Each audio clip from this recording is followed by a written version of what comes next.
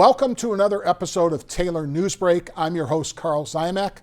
With us today is Jennifer Spittler, who serves as President and Chief Executive Officer for the Big Sisters, or the Big Brothers, Big Sisters of Southeast Michigan.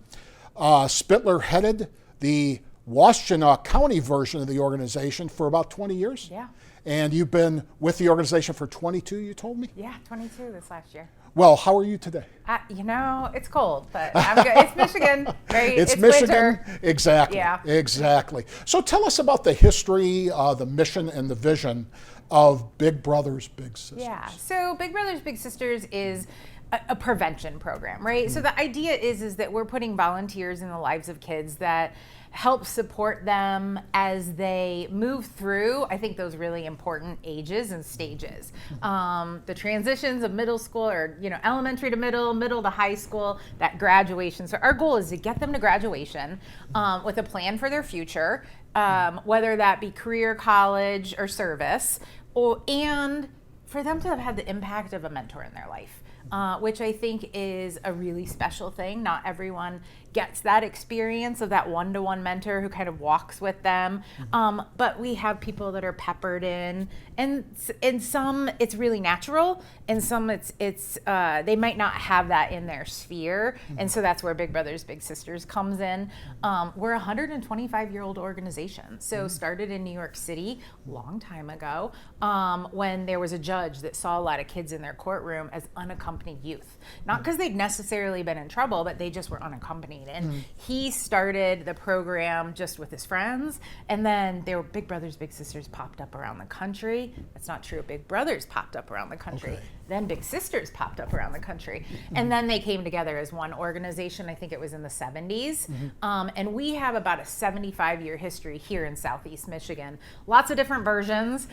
There was a Macomb agency, there was a Wayne agency, in Oakland, a Washtenaw, and so have merged in different ways. And just last year, it's not true, this is 25 now, right? About 16 months ago, we merged and created Big Brothers Big Sisters of Southeast Michigan with that 4-county footprint of Oakland, Macomb, Wayne, and Washtenaw counties. Is it easier when you merge like that?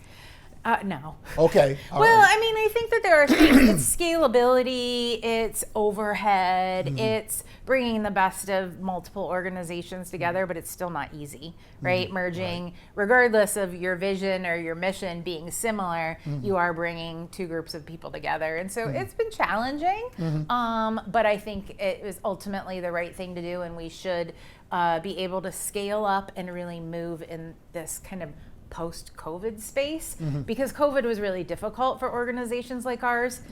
There was no getting together, right? We couldn't match a volunteer with a kid. You couldn't do that for a period of time. And then with waves of COVID, like, people were more comfortable, less comfortable.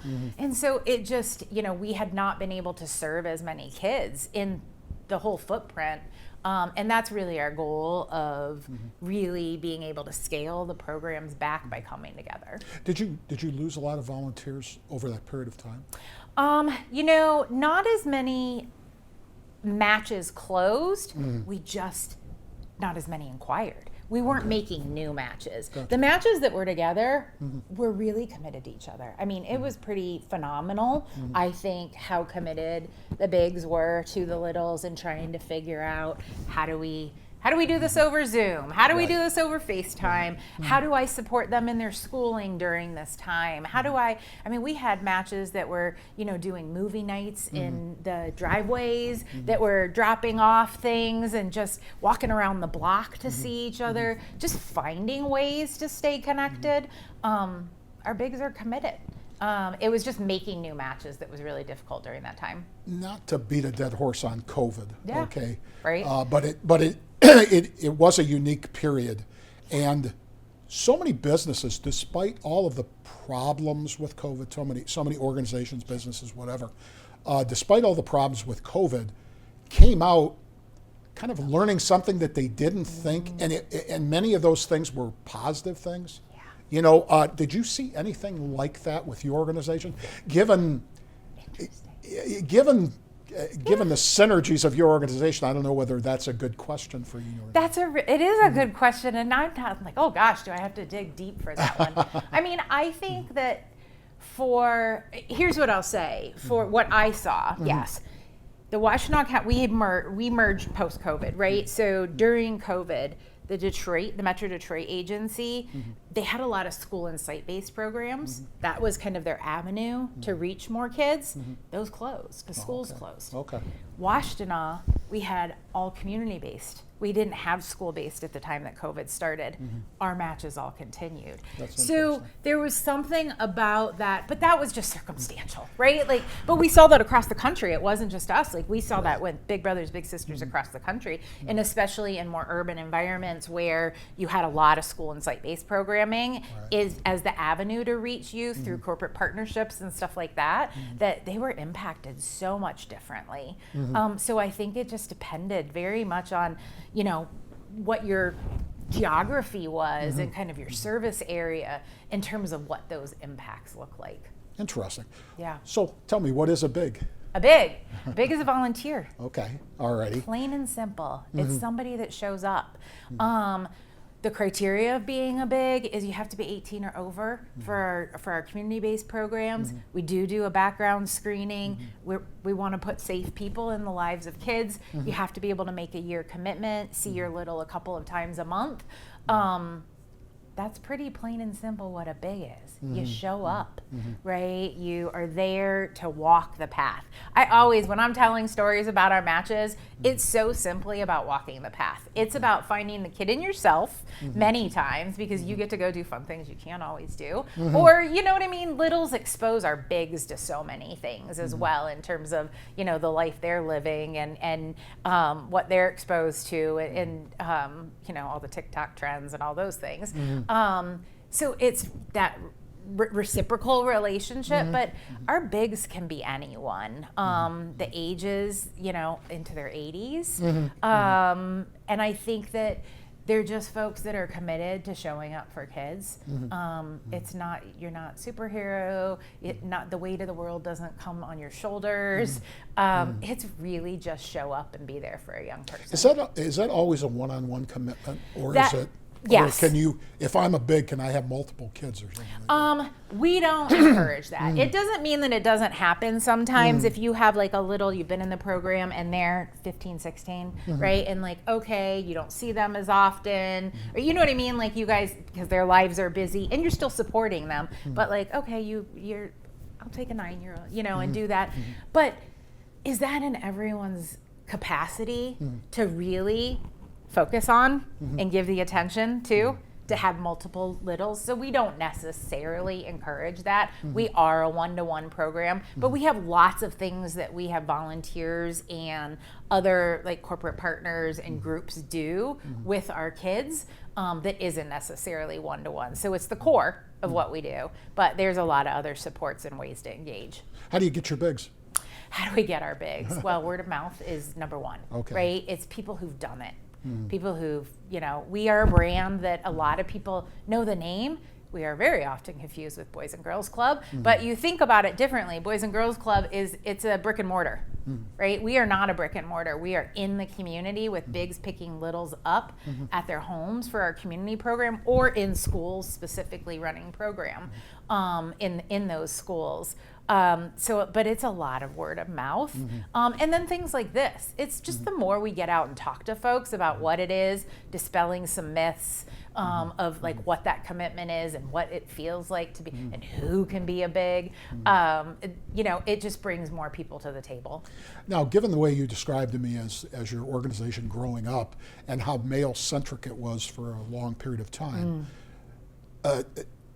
how do you, when you match up your bigs with those who need them, is it always a male with a male and a female with a female, or are there crosses? Not always. Not always. It's based, everything we do in matching is based on preferences, right? We give the family the preference, we give the little the preference, we give the big the preference. We do cross race matches, cross religion matches, just cross experience matches, and sometimes cross gender in terms of little brothers with big sisters. And we've had a few little sisters that have requested big brothers, they don't have a male in their life, or there's just something that they identify. You think about the coaches that you've had in your life. Sure.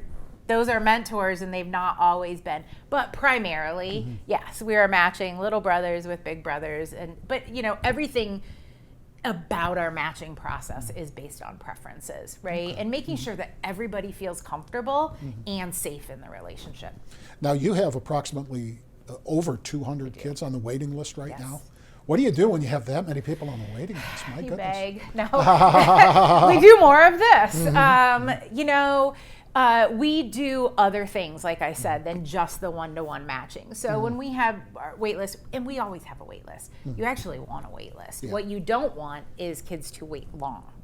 But you need a wait list so you make good matches. If you don't have a group of kids that have different, this is a large footprint that we serve. So from different areas, have different interests, have different needs, have different desires in a big, you need to have kind of that range. But in terms of, who's waiting is primarily boys, because we do need more big brothers. And that is what our wait list typically is, but it's the length of match that is, or the length of wait that is always it kind of gets you. I mean, boys wait a year to 2 years. Really? Typically, yeah, and the girls are pretty much matched within 6 months, just from a process standpoint. And then there's a lot more women that step up and step in to these spaces. So it's that. But we do group events, we do activities, we do field trips, and many times we invite our families and our waitlist littles to attend those different things. So we're engaging the community in a broader way than just that one-to-one space. How can we create developmentally appropriate activities and engagements for young people who aren't matched one-to-one to still give them some support, encouragement, to see people as mentors, even if it's not one-to-one and kind of consistent. What are your various types of mentoring? So we have community and school-based, and those are really the two kind of overall programs. Community-based, you pick your little up, you go and do an activity with them, whether it's going to the library, going to a movie, going to a game, helping with a school project. You're kind of responsible for that activity. And in our in our site-based programs, they happen primarily at schools, but not just at schools. So we have a couple of variations with that, where you can go to a school and be a lunch buddy. So you go and you share lunch with them, maybe play a game. We do facilitated activities that are also, there's learning games, right? Like as a big, that's where I've leaned in. Right. And life is my favorite game to play with my little, because how many lessons can you give a 10-year-old about life other than like, here are careers, here's how you count money, here's how you have to think about, right? Like how many kids you're gonna have, and do you get a mortgage? Like the game of life is really such a great lesson. But we also have programs where you go to corporations. So Ally is one of our partners downtown, Detroit, and the kids go to Ally every other week, and they meet with their big there. And so they kind of get that corporate experience, right? They get that, like, what does it feel like to be in this space? So that's our high schoolers. What kind of time commitment do you see on both sides here? It's a couple times a month. And that's the minimum, right? And then it is really about what makes sense for the individual. We have some matches that have been together for a couple of years where maybe they only see each other once a month, but their relationship is texting and FaceTiming and checking in with each other in different ways. But when you're establishing a relationship, you have to be consistent, right? Like to build trust with a young person, to get to know them, twice a month. Both in school and community-based programs. Do some of these kids actually become part of the mentor's family almost? Both ways. It goes both ways. Does it? Okay. Absolutely. Right. Sorry, I feel like no, that's fine. So like that happens, right? Like that integration into family, and it is one-to-one, but that's also like it's personal and it's preference, right? Like if you're an individual where like that's not the thing that you're into, like okay, that's fine. But it happens. We just had one of our bigs of the year. I was just reading their match support notes. Joanne, he wasn't able to get to his family's, I think in Alabama, down south somewhere, for the holidays. So he spent Christmas with his little's family. Really? I mean, like That's what this is. Again, they're reciprocal relationships where we're growing together, you're building a friendship, and learning from each other. Yeah. Do you have any other specific success stories that you can think of?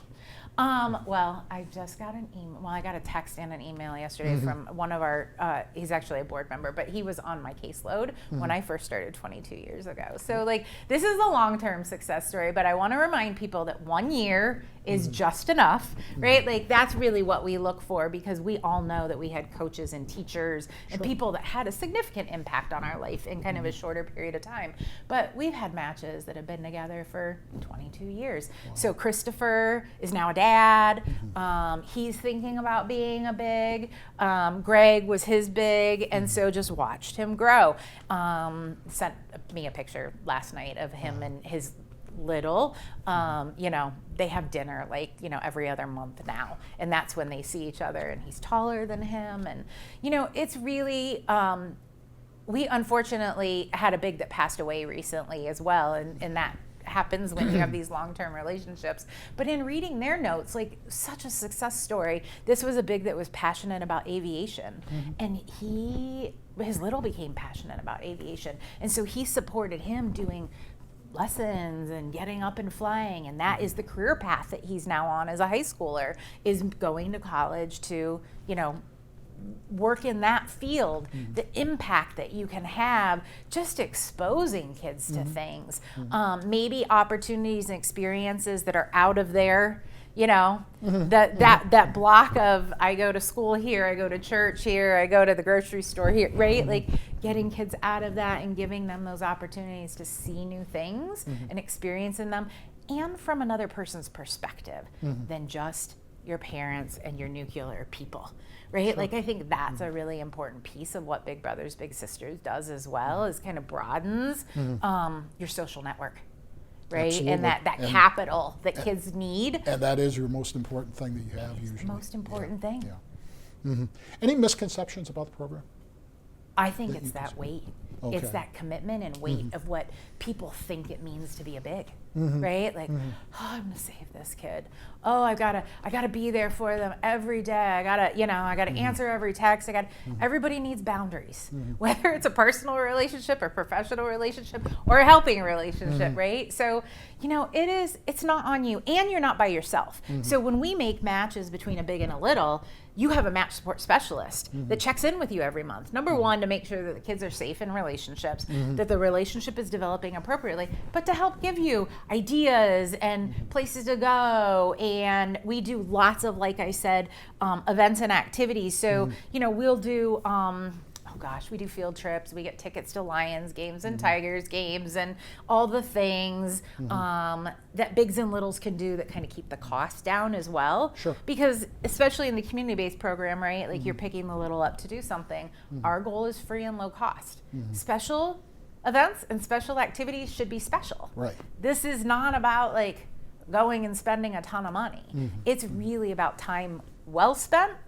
That maybe you pepper in some special occasions with those things, but we support those as well as an organization through our partnerships and through companies who come out and facilitate those kind of group events and activities. We did a field trip to a construction site last year where kids got to learn about all of the things, and bigs learned at the same time. We had a group come in that did mousetrap go-kart racing. So engineering, STEM, you're learning how to build like a derby car with a mousetrap. Whatever physics that go into that, right? So, we try to do a lot of that too, to make sure that bigs don't feel that weight of always coming up with the thing. Wow, that sounds wild. Isn't it? I love it. If people can't mentor, yes, but they're interested in the program, what do you offer them? We'll do that. Okay. Right? Like get your company involved. If you have like a specialty or a skill, like how can we partner? Those are companies that come out and do that kind of thing, that offer some of their staff skill and expertise. So partnering with us like that, helping out at different events and activities. We do a lot of community engagement. Like we'll volunteer at some of the oh gosh, marathon races. Like, Sure. what is that called? Your brain sometimes. So, coming to help us do that, where we raise funds and by showing up, maybe as volunteering for them, but we need people to help fill those so our paid staff don't have to do that. Volunteering at our own fundraisers, coming out to fundraisers, supporting the organization, through donations or just also spreading the word. Join our social media, post, right? Like share our posts about the impact of mentoring. Help us recruit more men to become bigs. There's just so many things that folks can do if being a big or it's not the right time. We hear that a lot. Sometimes it's just not the right time. You have to hear things a bunch of times. I've heard that number's gone up from a marketing perspective from 7 to 20, which is insane. So I'm just going to keep talking about it until people have heard it 20 times and they pick up the phone and call us or go online and search us. When you have people that think they want to be a big, okay, what's your tread on washouts? Do you get many of them? People that start in but. So we do track yields and Okay. retention rates because 12 months is what we know is that space of where we really start to see impact being made on a young person from a research standpoint. So we track our 12-month retention. About 75% of matches last 12 months. Okay. I'd love it to be way higher. But the most important thing, absolutely 100%, if you're considering being a big, the most important thing is to understand the closure process before you commit. And I know that sounds crazy. We talk about it in orientation. What's most important is that we teach kids about appropriate closure and goodbyes. Because, right? You move. Oh, yeah. Your life circumstances change. You can't make the. There are all kinds of reasons that matches close. Sure. Do it appropriately, right? Say goodbye. Celebrate the wins. Are you going to stay in touch? A Christmas card or what? You know what I mean? Are you going to pick up the phone a couple times a year and check in on each other? Make that kind of commitment. That is, to me, 100% the most important part about being a big is making sure when it is time for that relationship to end, because we all have relationships that end, that you do it right. Let's go back to fundraising because I know that's Yes. important for every organization like yours. Can you tell us about some of the events that you guys? Oh my gosh. We have a couple of annual events. Okay. We have coming up a great big auction on March 20th, which is a sports themed event that we're having at the Cambria Hotel in Detroit. And so it's a auction. Comes right in the name. We have a fall evening, which is an annual event that we hold in Ann Arbor. We have different ways that people can participate in like third-party fundraisers, like being a part of runs where you raise money. We do both for kids' sake events. We have all kinds of things. We have Grow a Little Breakfast where we ask people to just come learn about the mission and it's kind of like what we're doing on January 28th. Not exactly because we're not going to ask you for money on January 28th, but we are doing Big Brothers, Big Sisters in Action event. It's National Mentoring Month. And so we're bringing together and inviting our community to come learn about being a big, come learn about how your company can get involved in just what I talked about, some of those activities, partnership, how can you lean in the way that makes sense for you, or donor, or come and do sponsoring our fundraising events. There are all kinds of ways, and so that event isn't specifically a fundraiser, but we have another event that's very similar to that where we do ask people to make financial commitments. It's called Grow a Little, and we do 2 of those a year. So, and then you can just go online and make a donation. It's so simple. The button's right at the top always for that to happen, because we are a donor-supported volunteer organization. So we live and breathe on the back of the volunteers that step in as bigs and the donors that step in to help support that. Where is your January the 28th? January 28th. It is at the Durfee Innovation Society, which is where our Detroit office is located. Oh, okay. Yep, right downtown, from 8 to 10. Okay. All right. That's right on your website? It is right on our website. All righty. Other events throughout the year, do you guys have regular events that you fundraise that are, the organization is greatly dependent on, or anything like that? Well, the fall evening event is Okay. one. Like I said, we do that every year. It raises a little over $200,000. We're hoping that the Great Big Auction will raise about $200,000 as well. That's an event that's been held in Detroit for a number of years. And so our Bowl for Kids' Sakes happen, but those are more kind of third-party corporate events. And then the Grow a Little breakfast. And then we do different things just depending on the year. Last year we were really lucky to have the draft here. So we had big draft event downtown.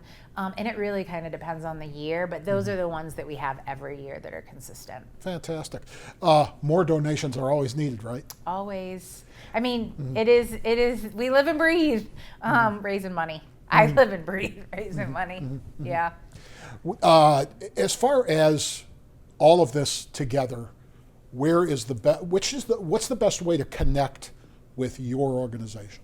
I think going to our website, Okay. right? That's where you see all of the things that it can be, right? You can go under Be a Big and learn about the different programs, sign up for orientation. As a parent, guardian, you can do the same thing. You can see our events. I would say that the other thing, I mean, relevancy and getting the word out. Joy is our word this year. And it's because I truly believe that from joy comes gratitude, and from gratitude comes joy. And these relationships do that, right? Like that is, Sure. as a big, you get joy from these experiences. As a little, you get joy from growing, all of the things. And we need to be grateful for all of those moments. It's a tough world out there for kids, right? There's just so much coming at them. And so I think that one of the things right now that can be really most important if you are not able to step in as a big or give money is to follow us on social media and share the information. Ask the person that lives in your neighborhood, like, have you heard of Big Brothers Big Sisters? I saw this Jen Spiller lady talking about their need for bigs. Just talking about the program and reminding people we're here, there's a need, it's easy. Who do you know that would be a great big? Oh, that's fantastic. Did we miss anything, Jennifer? I don't think so. Now, you guys have offices in Detroit and in Ypsilanti. if I'm Yep. not mistaken. Yep. Okay. Yep. But still, go to the URL and everything is there. BBBSSoutheastMI.org. Bingo. Yeah. That's a scary URL. It's a lot. It's a mouthful. All right. Well, thank you for coming on today. Thank you Hopefully so much. you'll enjoy the rest of your day. We've enjoyed having you on here. Will. It's Like been I very- shared, this is my old stomping ground. I worked in Taylor during undergrad, and some of my best friends that I made through life have been in downriver. So it's fun to be here. That's fantastic. Yeah. That's fantastic. Well, don't be a stranger. We'll have you Nope. back here at some point, and we'll follow on this discussion. A big thanks, no pun intended, to Jennifer Spitler of the Big Brother Big Sisters for joining us today on the program. Just go out to the organization's website or contact their offices in Detroit or Ypsilanti for more information. For Joe Camilleri and Samantha Rickert behind the scenes, I'm Carl Zymak. We'll see you on our next Taylor News Break.